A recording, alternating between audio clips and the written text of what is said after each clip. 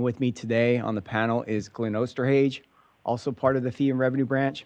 And we also have John Russell, Deputy Director of the Division of Administrative Services, also joining us. And also throughout the meeting, and not actually on the panel here, but on the phone, we also have various program staff from the Division of Water Rights that'll be talking regarding about some of our agenda items in the next few minutes that we'll have some discussions on. Just a few logistics of the meeting. This meeting is being webcast, and we also have a teleconference number associated with the meeting.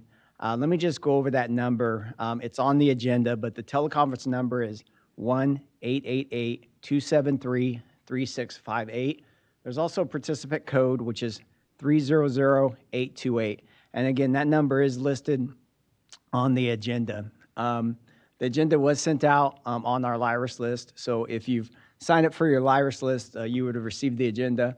And it's also on our fee webpage under the stakeholder information. Throughout the meeting, there'll be an opportunity that we'll open up the phone lines to ask questions. What I do ask is that if everyone at the moment can put their phones on mute, we are automatically putting them on mute through our internal system. However, what's going to happen is when we do open up the discussion and we do have staff come on live through the teleconference, we're going to unmute those staff. Again, if someone's on the line, we may hear some feedback. So we appreciate that. We have staff in the room that's also reviewing any email questions that may be coming in. So throughout the meeting, if you do have any questions, there is a link on the web, on the agenda, that'll take you to the email address. And the email address is waterrightsfees@waterboards.ca.gov. I'll repeat that. It's waterrightsfees@waterboards.ca.gov. And again, throughout the meeting, if you do have any questions, please go ahead and send us an email, and we'll take those in an appropriate order and respond to them accordingly. We'll mention this at the end also.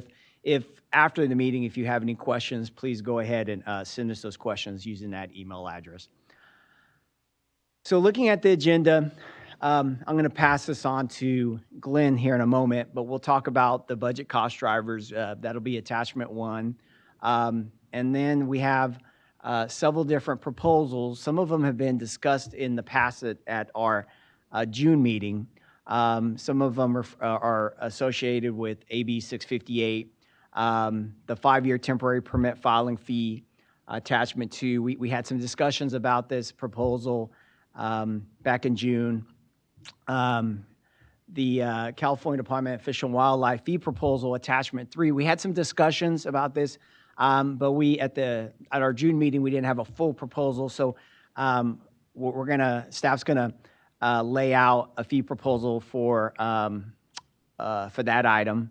Our FERC fees, again, we had some discussions, and then we have a proposal that we'll talk about. Proof of claim fees, also, this is a proposal that we're gonna lay out at today's meeting also. And then we'll talk about fee alternatives for consideration, and this kind of ties to item number 12 on the agenda, and we'll talk about that at the end.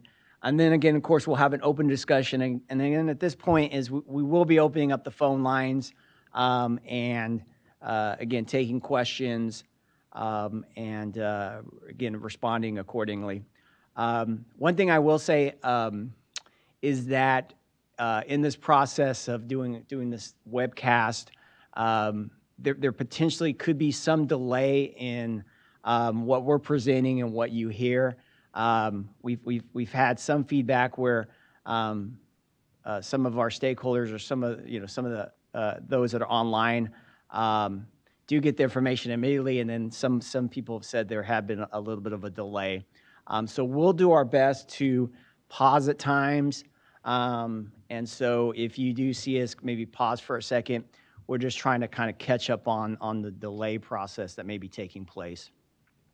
And then finally, we'll kind of go over next steps and moving towards the fee consideration and adoption board meeting, which is scheduled to be held on September 15th. So with that said, what I'm going to do is pass it on to Glenn Osterhage to start with our budget cost drivers. Thanks, David.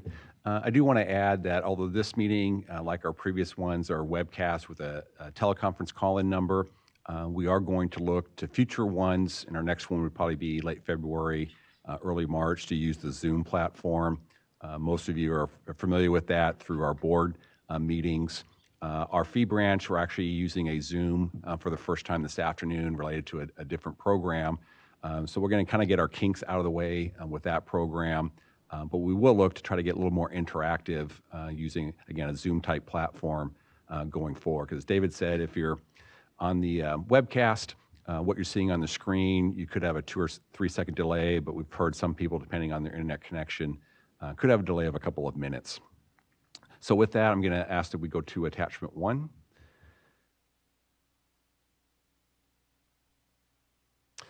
So this is the budget cost drivers. This is going to be a fairly quick conversation on this one because very little has changed. When I say that, from the January proposed budget to the May revise, the only thing that's kind of gone in and out is down in the second table, the stream gauging plan, the SB19. The $200,000 was originally in the January proposed budget. It did not exist in the May revise, but it was added back in for the enacted budget. So in reality, budget-wise, the only thing that's changed is that $200,000 difference.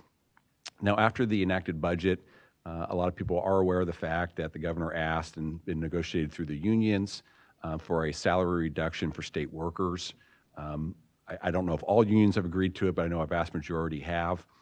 So separately from these numbers here, if you look at the fiscal year 2021 adopted budget, the $30 million, that number does not reflect any type of furlough salary savings that we'll look at when we're setting fees. And we'll talk about that more. And I think it's item number 6. But roughly, I calculated, we don't have actual numbers of what the salary savings is going to be, so we're just estimating. For this program, it estimated about $1.1 million for salary savings.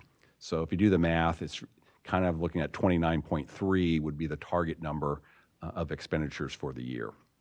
So with that, because very little has changed other than the SB19 being added back in, and we're actually going to look at having reduced expenditures because of the furlough salary savings, this information is pretty much static.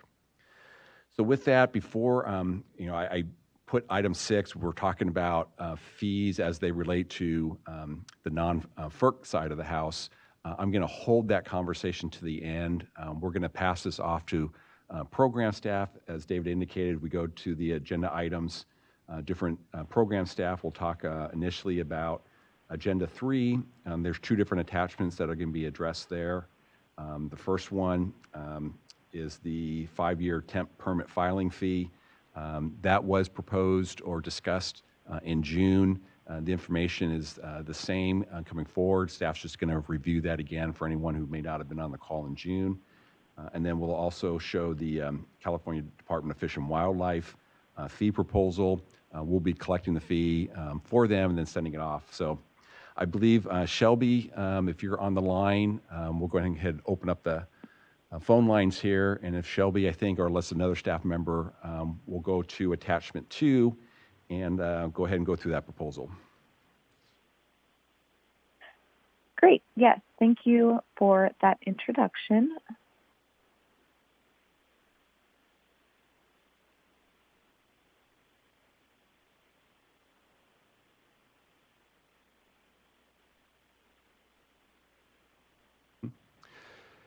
So you still there, Shelby? Yes, okay, I am here. Yeah, I just want to make sure you can see the attachment on the screen now. Okay, great. Yes. Okay. So thank you all for your time today. My name is Shelby Witherby, and I'm an engineer in the Water Rights Permitting section. If you are able to attend the last Water Rights Fee Stakeholders meeting on June 9th, you may recall that I provided a presentation on the division's new 5-year temporary permit and the fee options. In case you missed the last meeting, today I will present the staff proposal for fiscal year 2020 through 2021 for the 5-year temporary permit application fee. To provide some context for this proposal, Assembly Bill 658 was passed in 2019 by the legislature and went into effect on January 1st, 2020. The Water Code now allows for parties to pursue a 5-year temporary permit for underground storage. This new option is designed for use by groundwater sustainability agencies, public agencies who want to pursue groundwater recharge projects that target surface water diversion of high flows to address groundwater sustainability goals. The 5-year option can act as a bridge to divert water while the GSA or local agency's standard application is in process. However, this water rate option hasn't been used yet as there's a major drawback. That is, under the current fee schedule, parties would pay the standard application fee. So to address this issue, similar to other groundwater recharge permitting options, we investigated scaling the fee to be more than a single year of the temporary 180-day underground storage fee, but less than a standard permanent application fee. We presented 3 options at the last stakeholder meeting on June 9th. These 3 options are provided in the agenda if you are interested. At that meeting, we indicated staff preference for option 3. Option 3 matches the cost of 5 consecutive years of temporary underground storage fees, which includes the first year of initial filing with 4 years of renewal. This option is the same cost a party would pay for 5 years of 180-day temporary underground storage permits. The way that this would be implemented is to use the same fee language we already have in place for the 180-day temporary permit.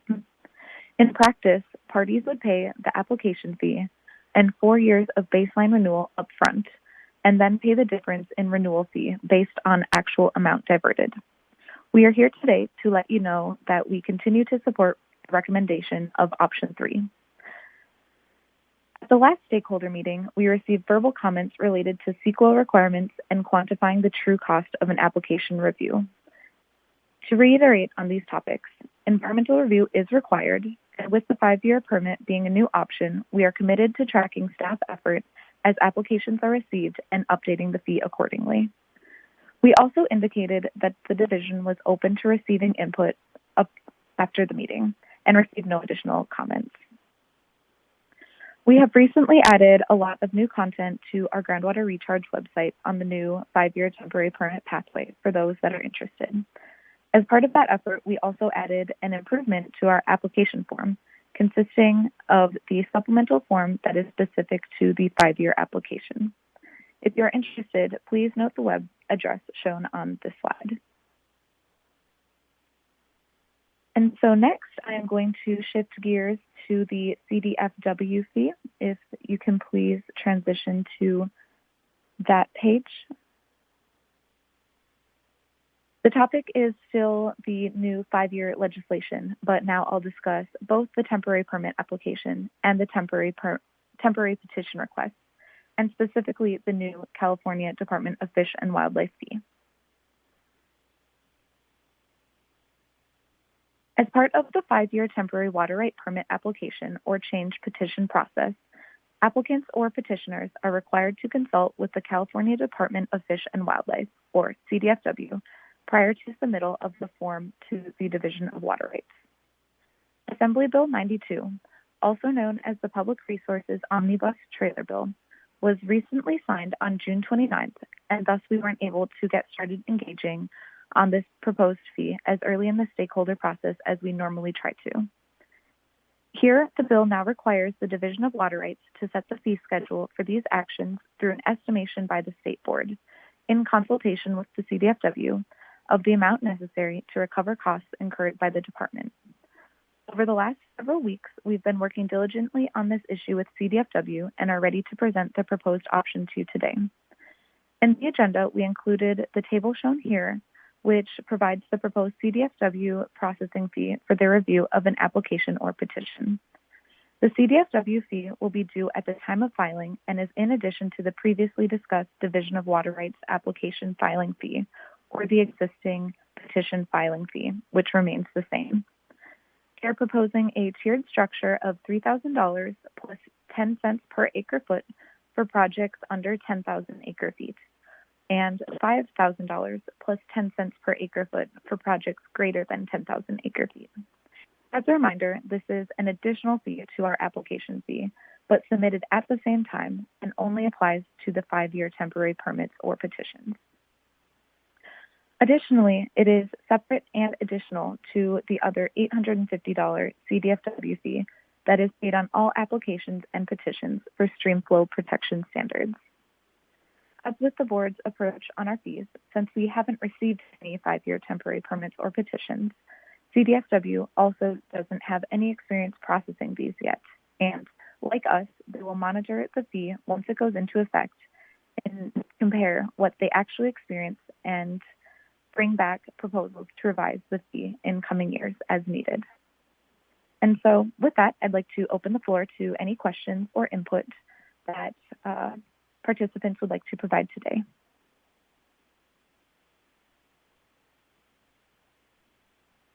So I think we're off mute, right, Gary? Okay, so if anyone has any questions related to Attachment 2 or Attachment 3, both as they relate to Assembly Bill 658 as discussed by Shelby, go ahead and ask your questions and hopefully we can answer those.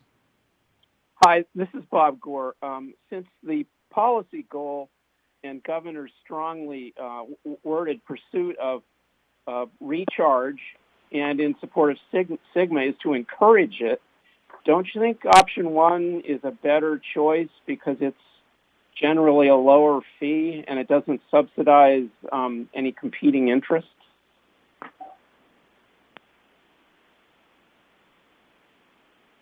Shelby, did you get that question? Yes, thank you. So yes, while option 1 is a significantly lower cost, that matches the cost of a 1-year permit. So it doesn't really reflect the true processing that is required for review of a longer term project. That's my point precisely. I don't mean to dispute you, Shelby, but the idea is to encourage recharge. May not necessarily be full reimbursement of water board costs. So as we proceed, I'd respectfully request that you relay this to Eric and that it be taken into account. Thank you. Great. Yes, thank you very much, Bob. That will be relayed. Anybody else have any questions? And again, we know there's a delay in here a little bit, so we'll give it a second here. And again, we'll open up the discussion at the end of the meeting if anybody has any questions they want to bring up afterwards. So Shelby, not hearing anything else, so we'll go ahead and close out agenda item number 3. We can always come back to it later on in the meeting. So Shelby, anything else you have before we move on? No, thank you for your time today. Okay, thank you, Shelby. So Gary, if we can go back to the agenda just so everyone can see where we're at here. Okay, so we just finished item number 3. We're going to move on to item number 4, FERC fees.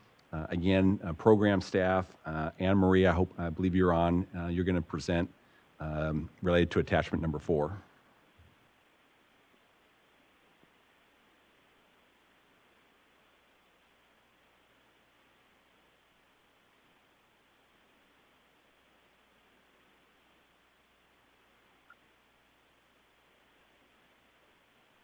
And we have the phones off mute, right, Gary?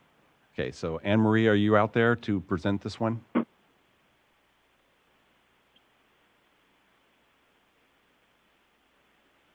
we may have some technical difficulties. So we're going to, unless she jumps on here in a moment, we'll go ahead and table this till later on in the meeting. We'll see if we can get a hold of her, unless there's someone else in the program staff that is going to take this item. We'll go ahead and table it for now, and we'll come back to it later in the meeting. So we'll give it a moment just in case there's a lag.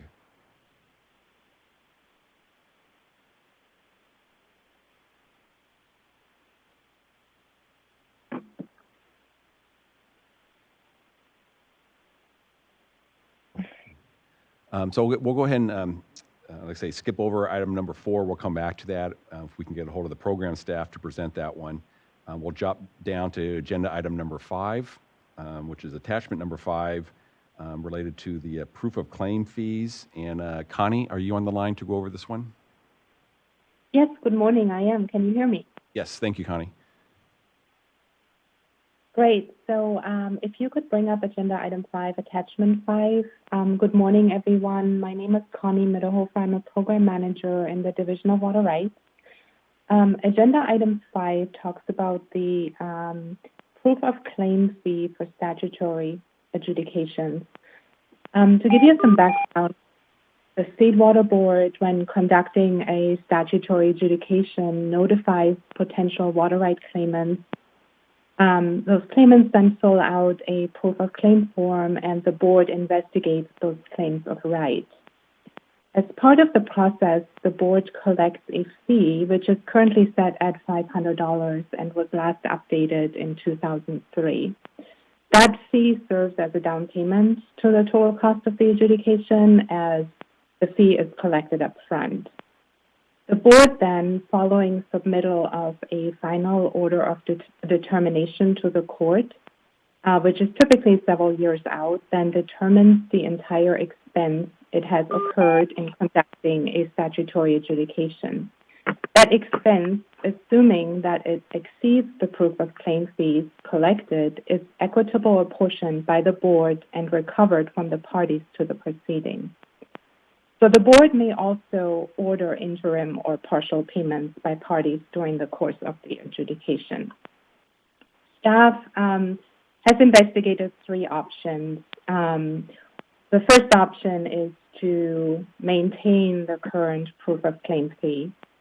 The second option would be to adjust the fee for inflation, so that would increase the fee to $700 per claim or several proofs of claim.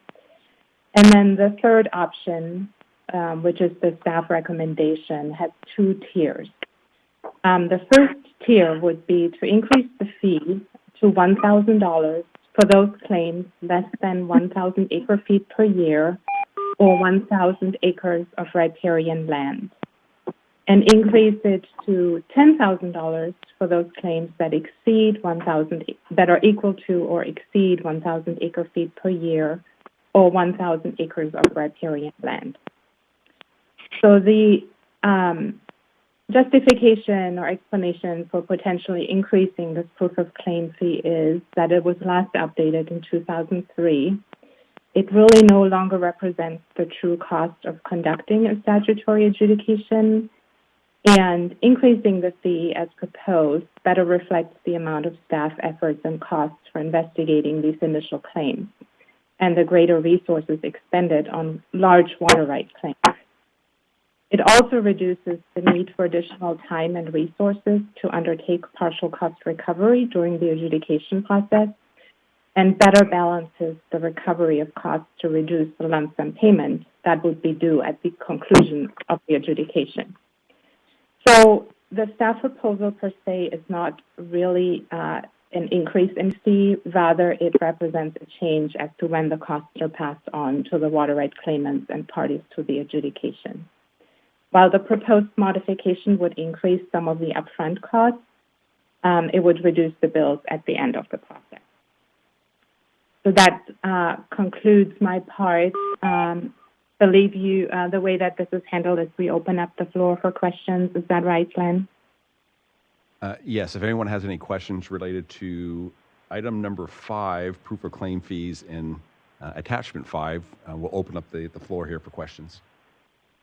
Hi, it's Bob Gore. It's not a question, it's a comment. Again, we hope these fees are reviewed every year from now on to avoid the sticker shock. Waiting from 2003 is not good. And as far as an option, number 3, which results in lower back-end fees, is probably preferable. Thank you for your comment. Noted. You're welcome. Hi, this is Adam Robin with Northern California Water Association. Just to get a sense of kind of how big of an item these are in the overall Water Rights Fund picture, how many of these do you typically, see from year to year? And I'm sure it varies and might be changing. So. Yeah, that is a very good question. The board has traditionally not done a large number of adjudications. The last one was done in the 90s. It was on San Gregorio Creek. We have one petition pending right now in the Fresno River watershed. The board has not granted that petition yet, and it impacts kind of a very select group of folks on the Fresno River. But typically, the board does not do a large number, has, at least in the last several decades, not done a large number of adjudications. Thank you. And I guess just a follow-up question there, and I should review the statutory adjudication provisions, but, it's not like folks get roped into these processes against their will and are then on the hook for paying a fee to participate in a process that they didn't, initiate or in some level agree to. Or can you just kind of provide a broad outline of what that looks like for parties to these statutory adjudications? Yeah, when the board grants the petition or grants a petition for statutory adjudication, that gets noticed. So we basically notify potential water rights claimants. Water rights claimants then have to file a notice that they intend to file a proof of claim, and that is then what the board investigates. And really, those costs are passed on to those parties that end up following through and filing a proof of claim. Thank you.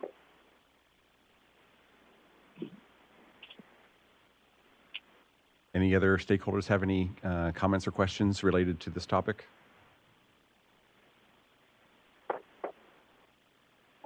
Okay, again, we'll try to give it a moment just in case there's a little bit of a lag. And again, if somehow you got cut off, we can always come back to it when we have open discussion at the end of the meeting. So Connie, any other final comments from you before we move on? No, thank you for your time. All right, thank you. I'm going to go ahead and we're still trying to get a hold of related to the FERC fees. We'll come back to that. If we can't get program staff, I'll go ahead and David and I will go ahead and present that one if we can't bring program staff in.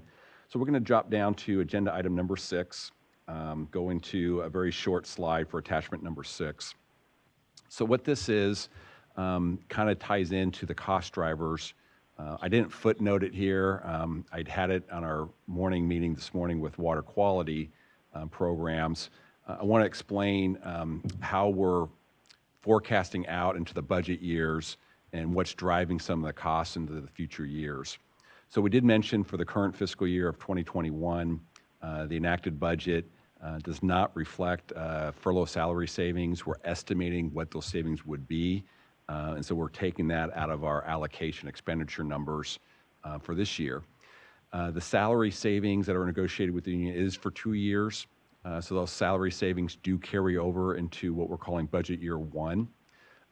But it right now is set to expire. So when we get to budget year 2, that $1.1 million, which has been taken out of the current year and the budget year 1, gets added back in for the budget year 2.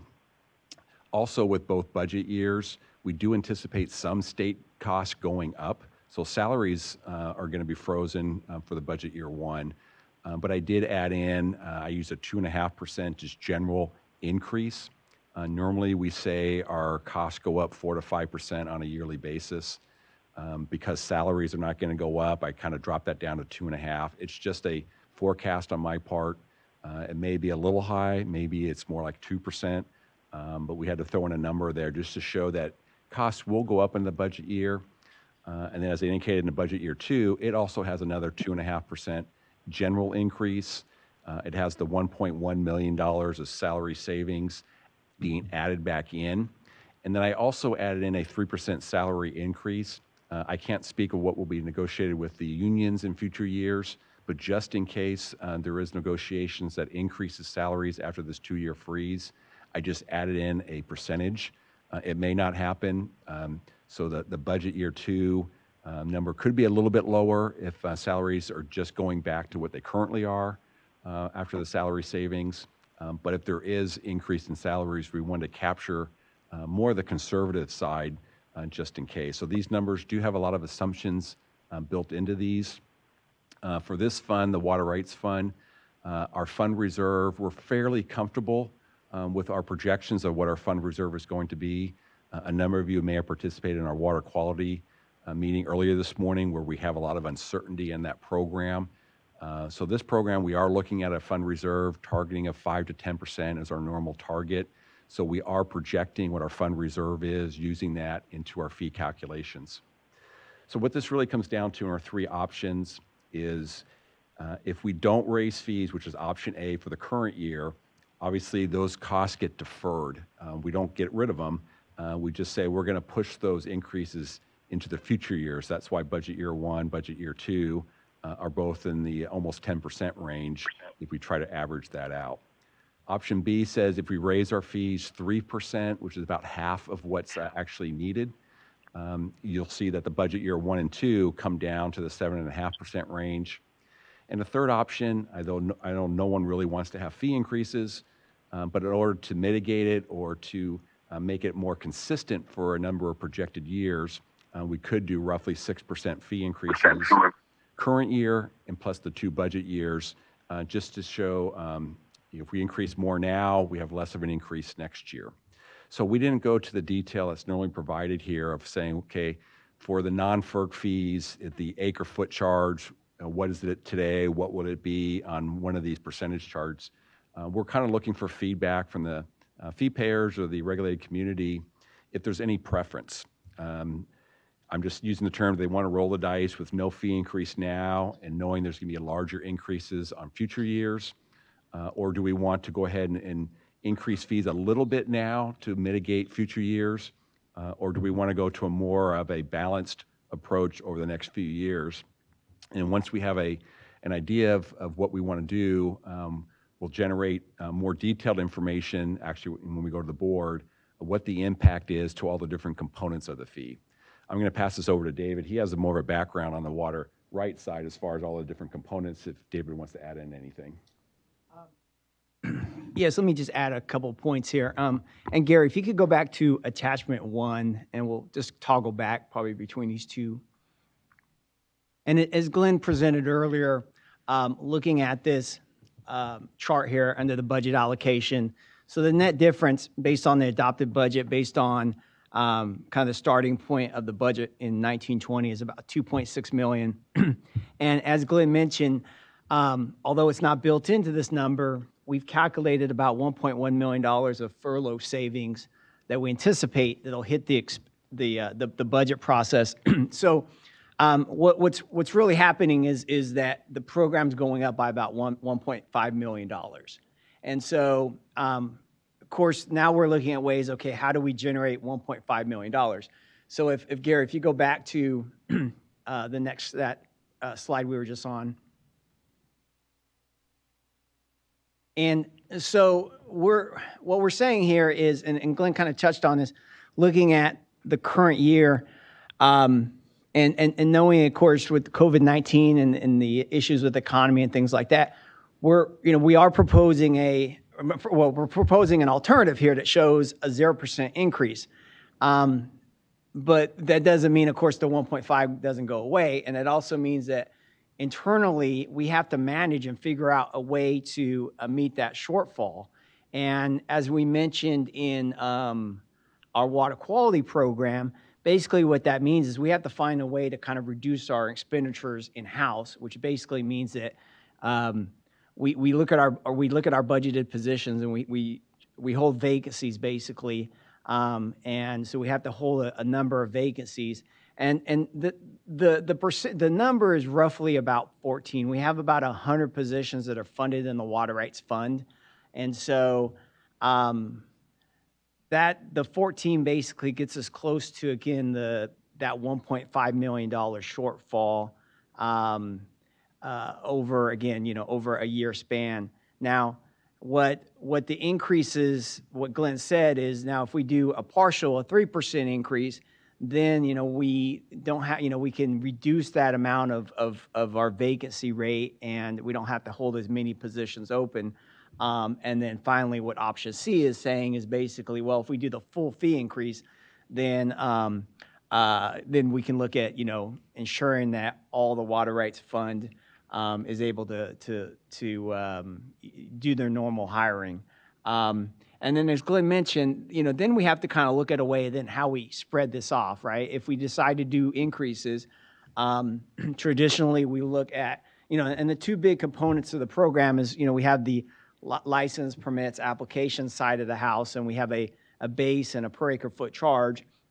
And so we'd have to look at that side of the house and figure out, if we take a percentage and run that through and what that would impact.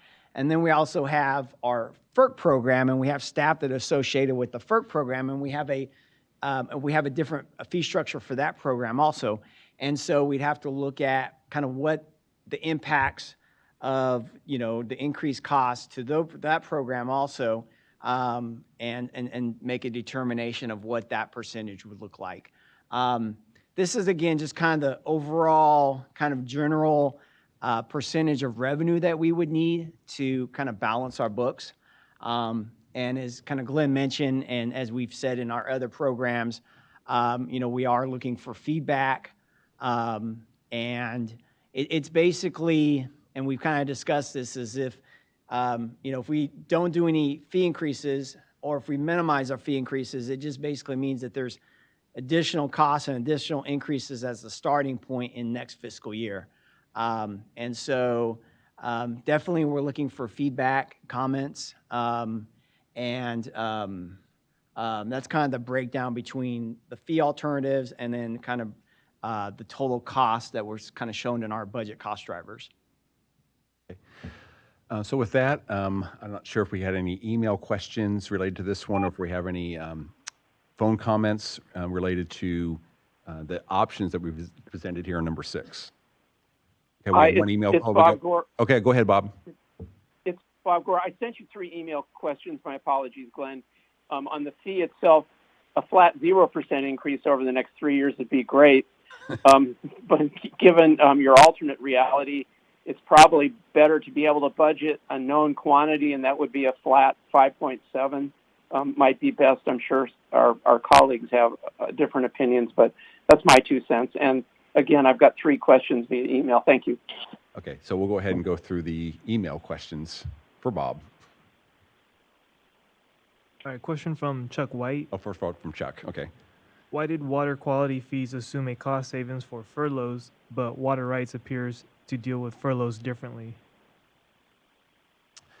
So I'm going to try to make sure, go ahead and read that again to make sure I capture the proper question. Why did water quality fees assume a cost savings for furloughs, but water rights appears to deal with furloughs differently? Okay, I'm going to answer that hopefully in a couple of different ways. One is the water rights program, and along with our drinking water program, we have a fairly good idea of how our fund reserve is. Both of them are above our minimum target of 5%. They're in the 8 to 9% range. So we know we have a little bit of a cushion there, or at least projection that could change once our Fiscal reports get finalized. The actual calculation of the amounts are the same for all the 3 of the programs that we're looking at fees for.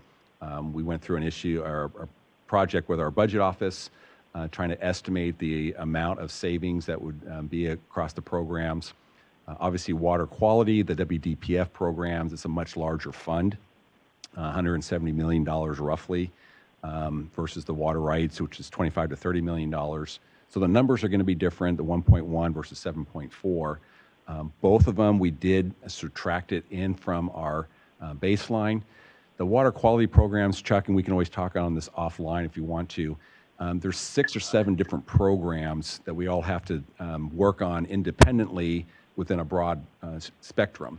Water rights, we do have FERC and what I call the non-FERC side, so there's 2 different components. It's a little easier to manage and understand, are we going to meet our objectives as far as our revenue and our expenditure numbers?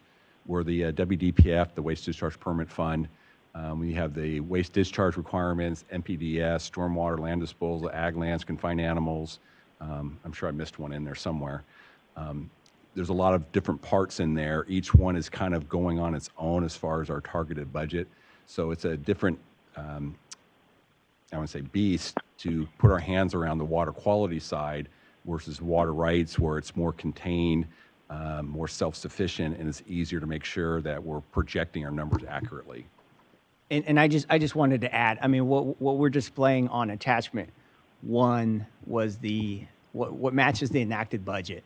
And so when you see that $30.4 million number, that was in the adopted enacted budget. And that number doesn't have the furlough savings in. So what's happening now is Department of Finance is giving the agencies and departments the direction of how to calculate what that furlough savings is. So I know in our net budget process, when we see that adjusted expenditure number or appropriation number, we'll see that furlough savings built into that authorization number. And now that David brings that up, so yeah, I can understand if you're looking at this chart that's on the screen right now, how it's not reflecting it. When we're looking at our fee options, the fee options do take into consideration. So I'll take that as a little oversight on my part that this chart that's on the screen could have been updated to reflect the salary savings. I didn't, because this was a chart that we had previously provided. I just brought it over really to show that stream gauging plan has been added back in. But I can understand the confusion there, Chuck, now that I see this chart. And we can work to correct that. And you can always reach out to me separately to go over it some more. Okay. All right, question from Bob Gore. Given we now have an administrative hearings office and more than 100 learned staff counsel, why are we paying for DOJ legal services? I don't know, if, David Rose, are you on the line? I know you've addressed this in previous meetings as to what the DOJ legal services are. But if you're on, David. Yeah, can you hear me? Yes.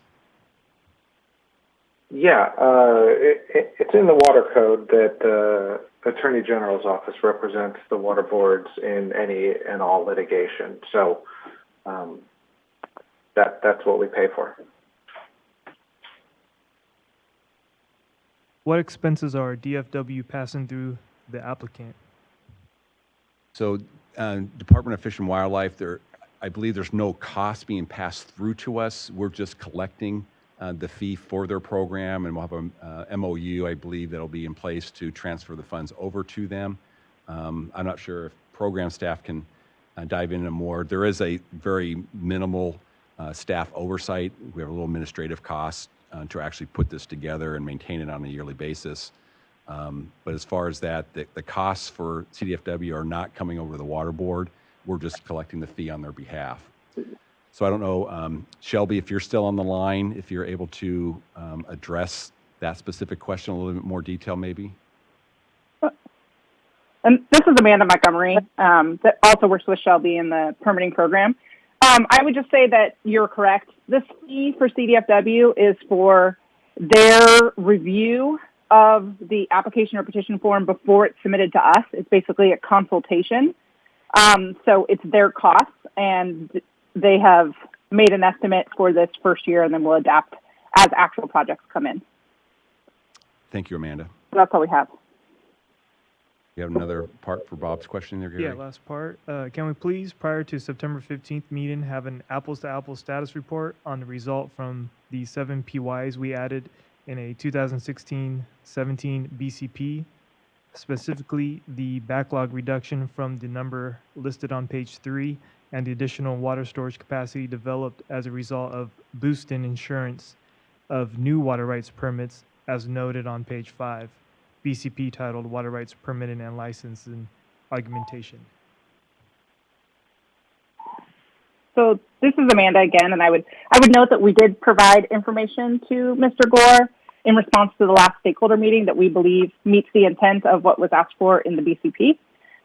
And we note that the discussion of backlog in number of years was basically just a high-level estimate, and that the actual reporting of the BCP is contained in that workload milestones table that we provided to him. But we can follow up offline if he has additional questions. Thank you, Amanda. Do we have any other email questions before we see if there's any phone No other questions. Okay. So no more emails. So we'll open up the line. If there's any questions out there related to, right now we're on topic 6. We still have to go back to topic 4. But any questions related to the fees? And if Gary, if you can scroll back down to the fee options. This is John Rubin. I have a question. Okay. In the past, you've provided the stakeholder group with a water rights fund condition that looked at the fund in the past and projected the condition of the fund into the future. Is that something that you provided at a prior meeting of this group? If not, is it something that you can provide to us now? Yeah, we have provided that before. I lose track because of all the different fund meetings we have this week. We do have it with our Fiscal implementation. Our accounting office just finalized the 18-19 reporting numbers and are currently working on the 19-20. So I do have an estimated spreadsheet that shows what we used to provide. It doesn't have any actual tied-in numbers for what is now the last 2 years, so we're just kind of going on estimates. So we're holding off providing that document that we've had in the past. Hopefully next year, our accounting office is hoping to close out the 19-20 by calendar year end, so in December. If they can hold to that, it'll take a couple of months to get the reports updated and circulated out. But hopefully by next summer, we'll be able to report that with actual confirmed numbers for the prior years.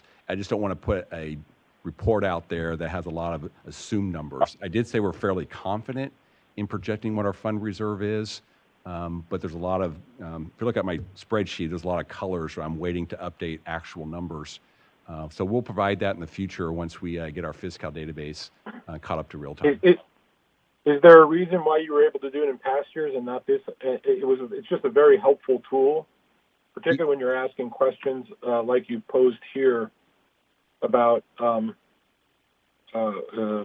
input on fee changes over multiple years into the future. Yeah, so in prior years, the general process is our accounting will close out at the previous month. It takes about 6 weeks after the close of a month to get that prior month's reports.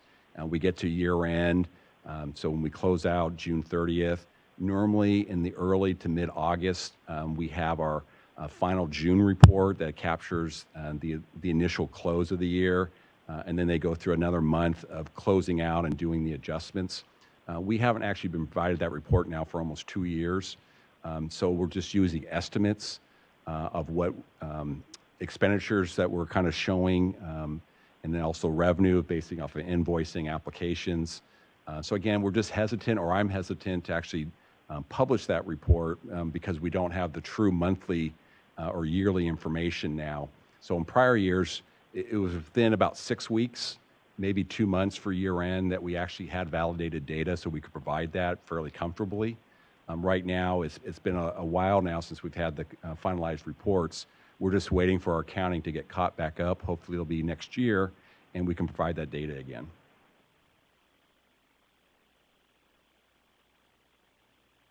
So to me, it's more of a comfort. I don't want to put something out there that may have to be changed once we get validated reports. And this is David Ceccarelli here. One thing just to add, we are internally working on it, and we are trying to get comfortable on a projection and an estimate for both 18-19 and 19-20. So we are looking at kind of what the estimated numbers are, and we will take those into consideration when we prepared these fee alternatives. We did look at what we think our fund reserves are, and we are, and I say we, staff and budget fee staff and budget staff internally and accounting are working on finalizing some of these reserves and these fund statuses, and as we move into September, we're hoping that we have a better estimate. Now again, as Glenn said, it's probably later in the year until our accounting office closes the official books on the fiscal year. But we're hoping again in the next few weeks to have a true up estimate of what our numbers look like.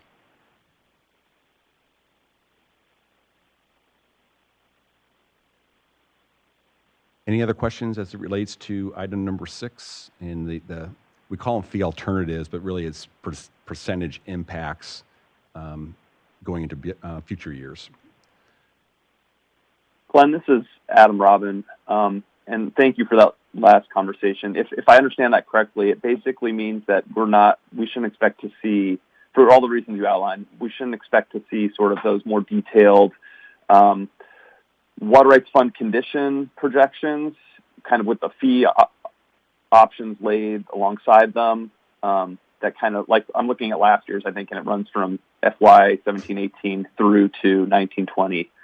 So we're not going to see that this year. Is that right? Correct. I have it. I just don't want to put it out there because we're running on a lot of projections. Again, we feel comfortable that the numbers aren't going to change significantly, but just in case something changes, we want to make sure we put out something in there that we're more comfortable with. So we're using the information to derive these fee percentage numbers for current year into the budget years. But in the background, we do have some more detailed information. Hopefully, again, we'll start providing that again next year.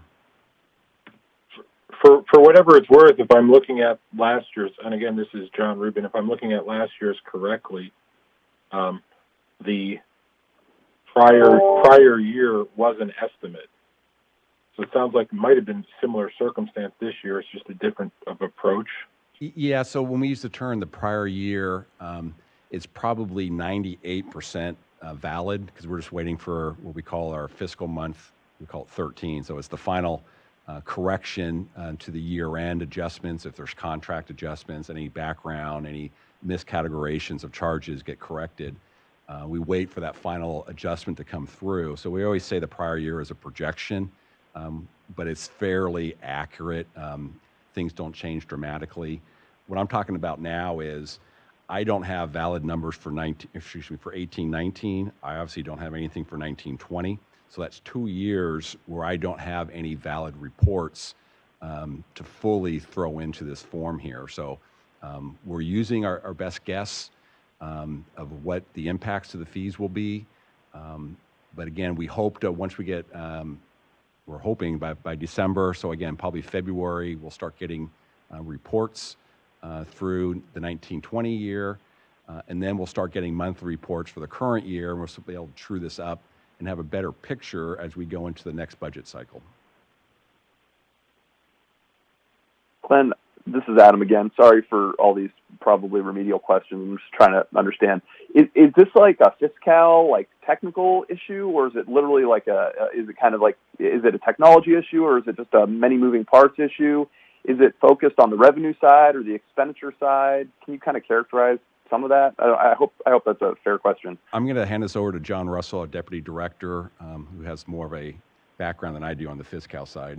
Yeah, it's mainly an implementation issue. We had a lot of data to load in.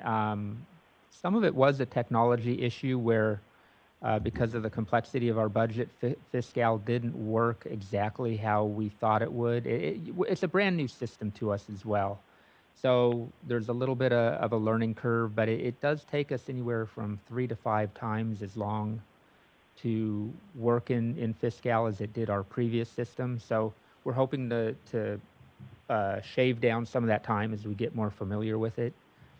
But we are catching up, but the first year it was an implementation issue, and it was a pretty rough year for us. This is Bob Gore. I want to support John. Excuse the interjection. Some of my clients deal weekly with Department of Finance, the Treasurer's Office, and the Controller. And Fiscal is a very complex 10-year effort, and it has caused some ledger delays. So what John says is entirely valid. And I want to take the opportunity to apologize to Amanda. I found her email in one of my queues misfiled. I'm glad she reminded me, and it does indeed answer all of the past water right BCP questions. Thank you. This is, sorry. Go ahead. This is my last question, I promise. Adam Robin, I appreciate the issues with Fiscal. Certainly not something that's unique to the Water Rights Fund or the State Water Board. It's sort of an issue across various parts of state government. So thank you for that explanation. I guess in terms of the attachment 6, or where we sort of lay out the various year-over-year fee increase options, would those be spread evenly across the various fees, or how does kind of that top line number trickle down into the various fees that the board? Yes. I guess how do we? Does that make sense? Yeah, it does. So generally, again, this is very high level. We didn't have the detail that's normally provided. But if we went, say, the 3% increase, which is the middle option, that would be a 3% increase on what I generally call the FERC side and for the non-FERC side. So all components, we'd have to generate 3% more revenue than we're currently generating. Then we have to look at all the input points, base fee, per acre foot charge, all the different components, and make a determination which ones, maybe we go base fee does not increase. What does that mean for the acre foot charge that would have to go up in order to generate that extra 3% of revenue? So those are some of the details. Once we kind of get an idea of what we want to go to our board with, whether or not it's one option or a couple of options, we will drill down with program to get a better idea of what the impacts across the board for all the water rights fee payers and what it means to their actual fee. David, anything you want to add there? No, I think Glenn explained it there. Yeah, we definitely would, the 3% kind of represents, 3% of additional revenue to support the program. And then, as you're familiar with, we have multiple different fee payers, throughout the water rights program. And so we'd have to kind of capture and look at those programs. Again, we kind of mentioned the two biggest ones, of course, are the license and permits and application side of the house, which paid on that per acre foot charge. For the most part, that generates about 80% of the revenue that goes into the Water Rights Fund. And then we also have, of course, staff that are set aside for the FERC side of the house, which is another one of our other larger programs in the Water Rights Fund. And so, yeah, we'd have to sit down and just kind of look at the percentages of what it would look like to raise that per acre foot charge, and then that percentage on perhaps the FERC side. And we'd work with program, and we'd come up with a couple of alternatives there. I believe in the past, when we raised the per acre foot charge, like 1/10 of a cent, it generates between like $275,000 and $300,000 in revenue. So I'm just going to estimate about $300,000 in revenue. So, and again, I'm just kind of looking at kind of prior year, but usually 3/10 generates about $900,000 in revenue. So again, we have to sit down and look at that. Again, this is just kind of the overall big picture of generating how much kind of revenue would be needed if we did a partial, or if we had to balance the fees to cover our budget expenditures. Okay, any other questions? We do have program staff online now to go back to agenda item number 4, the FERC fees. But before we do that, anything specific to item 6 and the different fee percentages? We do realize it's kind of a high level target number right now. We do have to drill down to more of the details of what that means for each of the fee payers. But anybody have any other questions related to item number 6? Okay, not hearing anything, we'll go back to item number 4, the FERC fees. This is attachment number 4. And I do believe, Anne Marie, you're on the line now? Yes. Okay. Good morning. Good. We missed you earlier. So I think we had, to tee this off, if you weren't on the phone, Anne Marie, so we talked about in June, just verbally discussed the fact that there was issues with the FERC fees. The program will discuss. It does indicate that we have to generate different revenue numbers, and there's a few options at the bottom of the table. So I'm going to go ahead and hand it over to Anne Marie to go over some of the background and some of the other information. So go ahead, Anne Marie. Yeah, so by way of background, following the January 2019 Hoopa Valley Tribe, the Federal Energy Regulatory Commission decision, the Federal Energy Regulatory Commission, or FERC, found waiver of the State Water Board's Water Quality Certification Authority for several projects. The decrease in projected revenue associated with the projects that received those waiver determinations is about $900,000. And so to anticipate this shortfall, we recommend that the State Water Board raise fees for the FERC projects in fiscal year 2020 to 2021. We evaluated various scenarios, and specifically, the first scenario was for full program funding with the 10% staff savings as adopted in the budget. And with this first scenario, we would end up with about an $850,000 shortfall and require a fee increase of 23%. The second scenario we evaluated was to leave two of our existing vacancies for an AGPA and an engineer vacant for the foreseeable future and otherwise have full program funding. And in that scenario, we'd have a shortfall of about $500,000, which would require a fee increase of 15%. And then the third scenario we evaluated was for full program funding. With the first scenario, getting some feedback. Full program.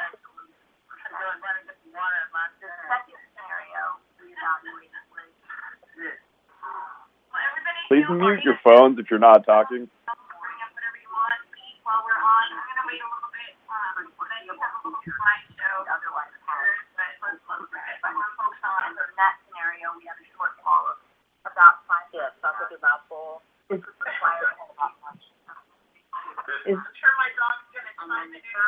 It sounds like somebody's listening to the webcast. Yeah, if you're listening to the webcast, go ahead and mute the webcast if you're on the phone as well, so we don't get the feedback.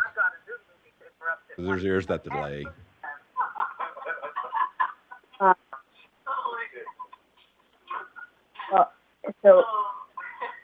So Emery, I think I'm going to go ahead and finish off the bottom two. We're going to go ahead and mute the phone so we don't get the feedback here.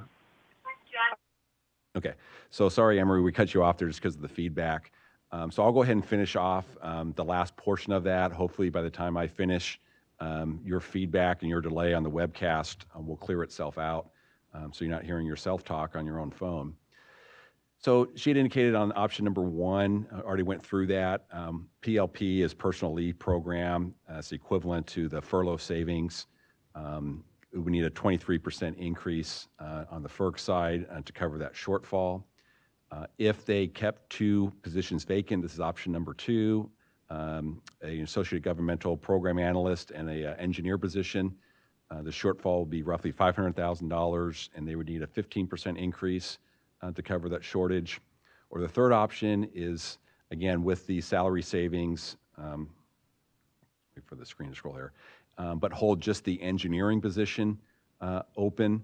The shortfall is a little bit more because you have one position vacant instead of two, so you need an 18% increase. So through the proposal, through the decision related to this program, staff is recommending increasing the fees depending on the comfort level of holding positions vacant for a year, whether or not it's one position or two positions. So with that, I'm going to see if we can unmute the phone and see if Anne Marie has got her feedback taken care of. Yeah, I think we're good now. Okay. Thank you. But I do believe you just completed the full presentation of scenarios. So with that, we'll go ahead and open up any questions related to agenda item number 4 and the FERC fees. So first of all, any emails come in? No emails. So anybody on the phone have any questions related to item number 4? This is Adam Robin. All FERC licensees pay these fees. Is that correct? That's correct. regardless of the status of application or anything like that. If you have a FERC license, you pay the fee. Yes, This that's is correct. this. Thank you. I think Dave Rose wanted to say something. Oh yeah, can you hear me? Yes. Okay, I was just going to note that per our existing fee structure, the primary difference is whether a license has been issued or not. And so there's a pre-license fee and then a post-license fee. But otherwise, there's an annual fee for every FERC licensee or license applicant once triggered. And David, we didn't hear you very well, so I didn't know if you're away from your microphone. But can you restate that, hopefully, so we can hear a little clearer? Sorry, can you hear me? Yes. Okay, I have a headset in, so I haven't changed. But we have two structures, pre-license and post-license. And everybody who either has a FERC license or is seeking a FERC license, once they've met the trigger for starting a pre-license fee, pays an annual fee. And so a renewal means you're still in that category that you had when you were paying under your initial license. Is that right? No, nobody was paying a fee, a post-license fee previously because the licenses, prior batch of licenses were issued before the Clean Water Act was passed. So nobody had a certification. So really, if somebody is seeking a license renewal, they are paying the pre-license fee until a license is issued, and then they pay a post-license fee. Does that answer your question? I think so. I just need to marinate that for a little bit. Thanks, David. Appreciate it. Okay, anybody else have any questions or comments related to item number 4?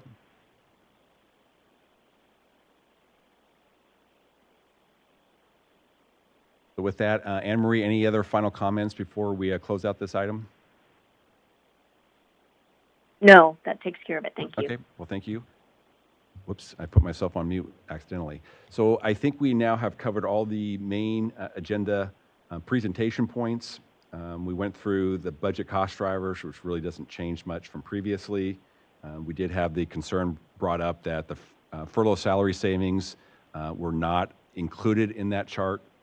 So we'll look to get that corrected. We went through the 2 issues related to AB 658 with a couple of different fee options for the 5-year temp permit filing fee, and then the proposed fee for CDFW. We just completed the FERC fees. Again, we have a couple of options to look over there. We went over the proof of claim fees. Again, 3 options were presented there as well. And then we went through again, a very high-level discussion on at least percentage fee increases that we do realize we have to get more detail. We kind of got caught here. We're scrambling through with the nature of the budget, all the economic uncertainties of COVID-19, a lot of challenges going through here, lack of finalized reports. So we're going to try and gather all the information we can as it relates to the fee increases. We want your feedback. I'm going to turn it over to David here to kind of give us,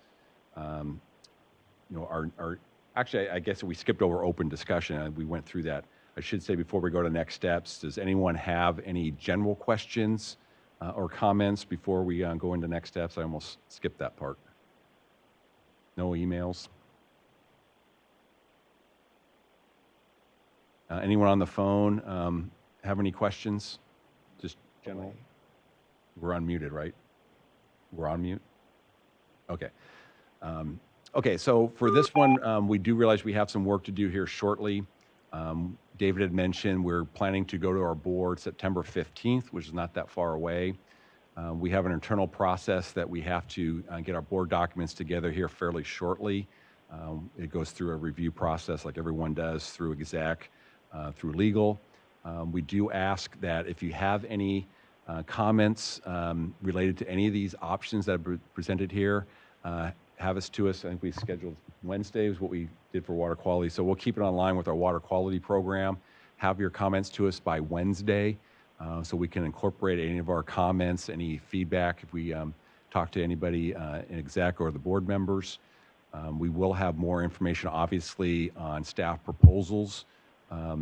The documents for the board, we have to send them up a month in advance, but they go to the public 10 days prior to the meeting, so in early September. The documents are to go out. There you'll have the normal full comment review period to submit comments related to that. So I'm going to hand it over to David on any other final comments for us.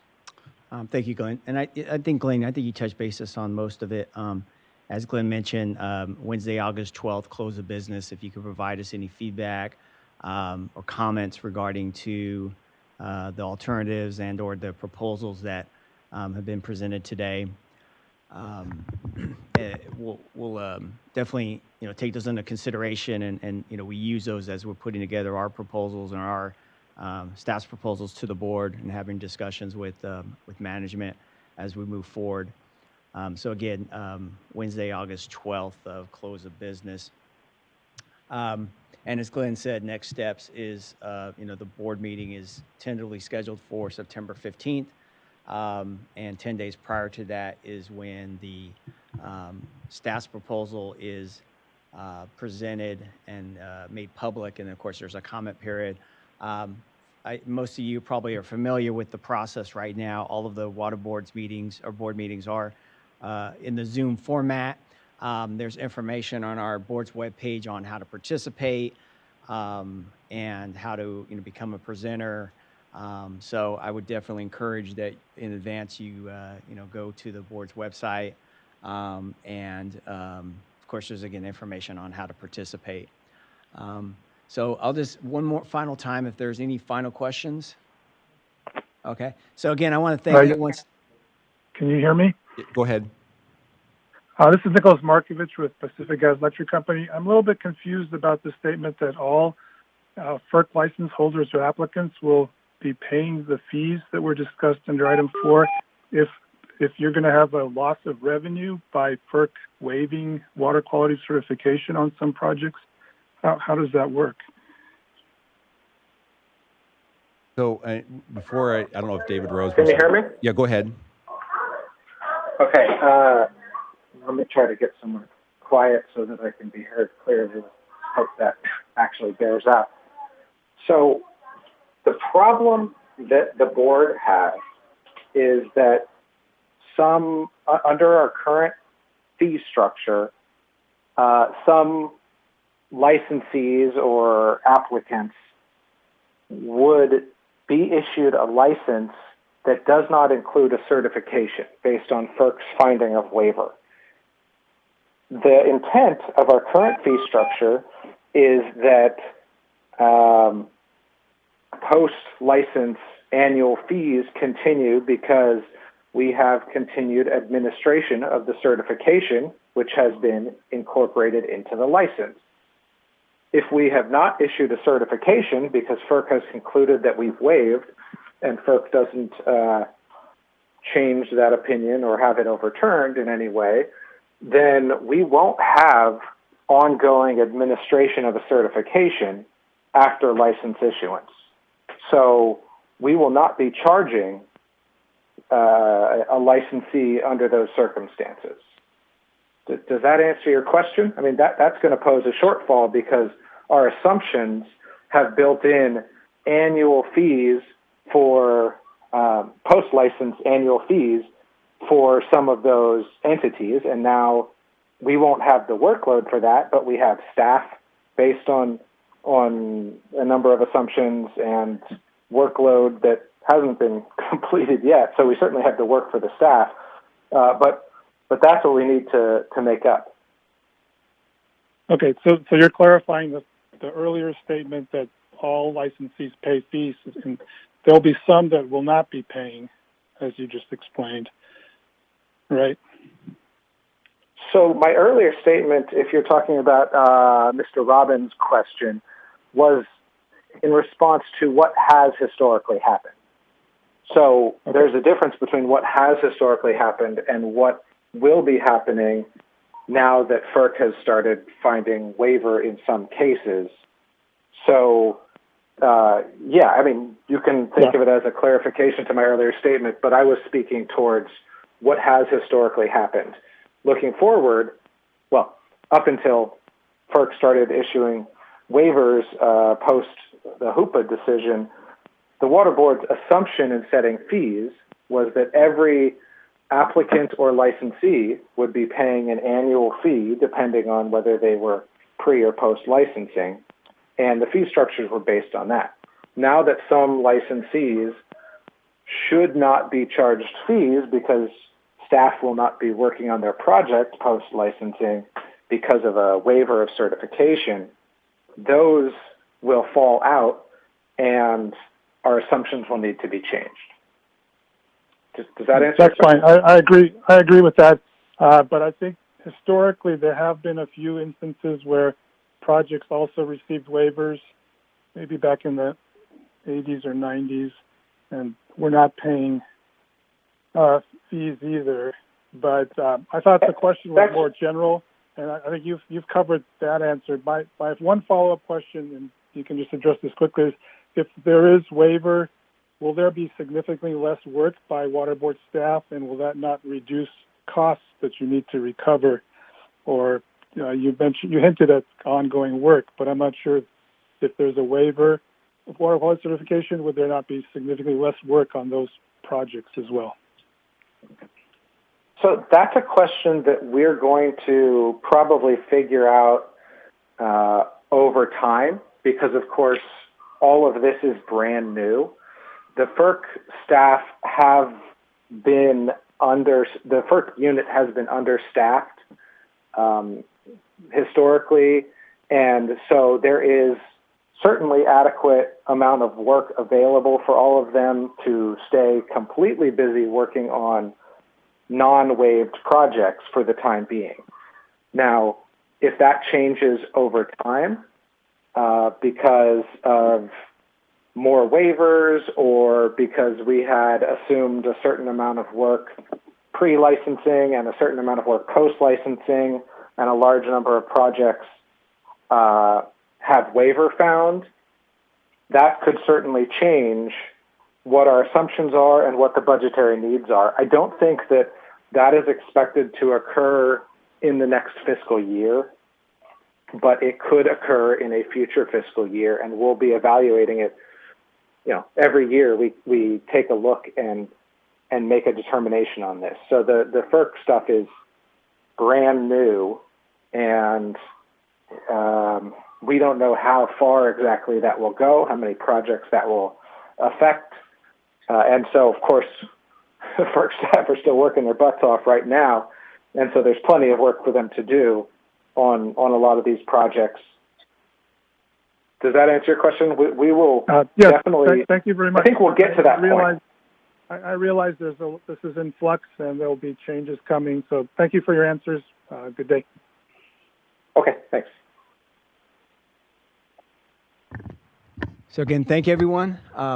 August 12th, close of business for comments. And I just wanted to mention that please don't hesitate to reach out to Glenn or I if you have any other further questions, concerns, or anything. We'll do our best to meet with you to help answer your questions. Again, thanks again for participating.